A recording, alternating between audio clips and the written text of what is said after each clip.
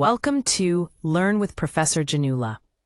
In today's session, we are going to explore amniotic fluid embolism, a rare but life-threatening obstetric emergency that every healthcare professional should be aware of. If you found this video helpful, don't forget to like, share, and subscribe for more lessons on important nursing topics. Stay tuned, learning made simple, just for you.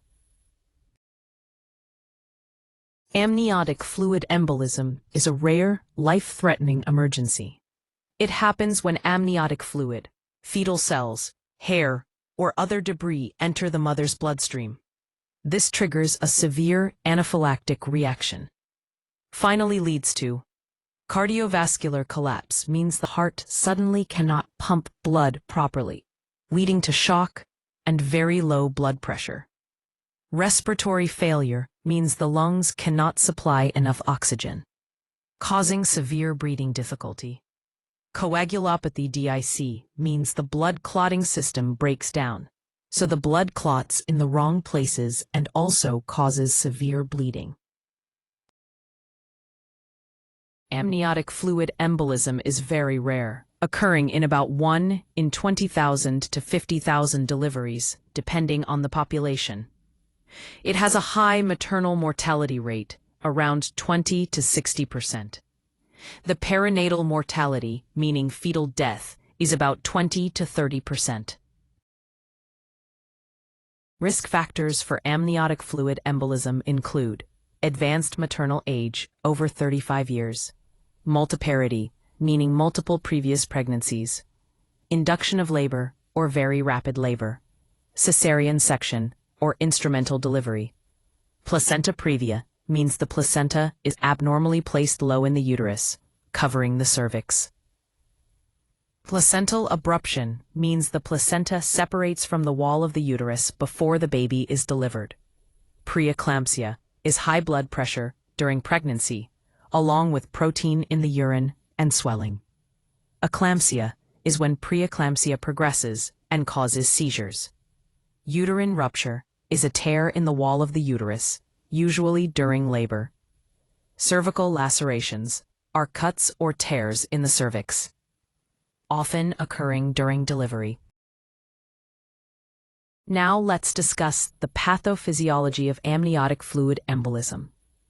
Amniotic fluid enters the mother's bloodstream through torn veins in the uterus or placenta. This triggers a systemic inflammatory and anaphylactoid reaction. As a result, pulmonary vasospasm occurs, causing pulmonary hypertension and right heart failure. Left ventricular failure can develop, leading to cardiogenic shock. The coagulation system is activated, resulting in disseminated intravascular coagulation, which causes abnormal bleeding. Now let's look at the clinical features of amniotic fluid embolism. It usually has a sudden onset, often during labor, cesarean section, or immediately after delivery. The classic triad includes respiratory distress, sudden shortness of breath, bluish skin, cyanosis, and low oxygen levels, cardiovascular collapse, low blood pressure, irregular heartbeat, or even cardiac arrest. Coagulopathy, DIC, uncontrolled bleeding from IV sites or the uterus, leading to postpartum hemorrhage. Diagnosis of amniotic fluid embolism is mainly clinical, meaning it is based on signs and symptoms because there is no definitive test. Doctors should suspect it in any sudden collapse during labor or delivery. Supportive investigations can help. Arterial blood gas shows low oxygen and metabolic acidosis. Coagulation tests show problems with blood clotting, like low fibrinogen and low platelets. Chest X-ray may show pulmonary edema, but this is nonspecific and not definitive. Management of amniotic fluid embolism requires immediate and coordinated action. The first step is to call the obstetric emergency team without delay.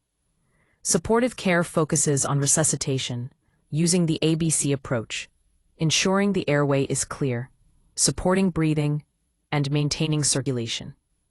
High-flow oxygen should be given, and mechanical ventilation may be needed if the patient cannot breathe adequately on their own.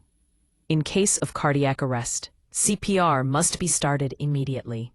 IV fluids and vasopressors are also administered to stabilize blood pressure and support the heart. Prompt, aggressive management is essential to improve outcomes for both the mother and the baby.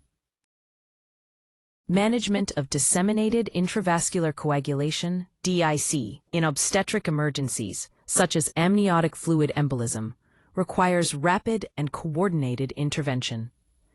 The cornerstone of therapy is replacement of blood components to restore hemostasis, including packed red blood cells for anemia, fresh frozen plasma to provide clotting factors, platelets for thrombocytopenia, and cryoprecipitate to correct fibrinogen deficiency.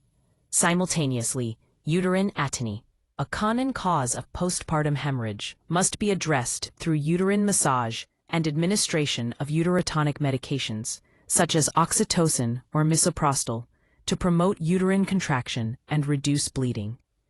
In cases where the fetus remains undelivered and maternal cardiac arrest occurs, an emergency perimortem cesarean section within 5 minutes is indicated to improve both maternal and fetal survival by relieving aortocaval compression and allowing effective resuscitation. Prompt recognition, aggressive supportive care, and multidisciplinary teamwork are critical to improving outcomes in this life-threatening situation. The prognosis of amniotic fluid embolism depends on how quickly treatment is started. With rapid and aggressive management, maternal survival ranges from 40 to 80%. The neurological outcome for the mother depends on how long the body experienced low oxygen levels. For the baby, fetal survival relies on quick resuscitation and, if needed, emergency delivery. Early recognition and prompt intervention are key to improving outcomes for both mother and child.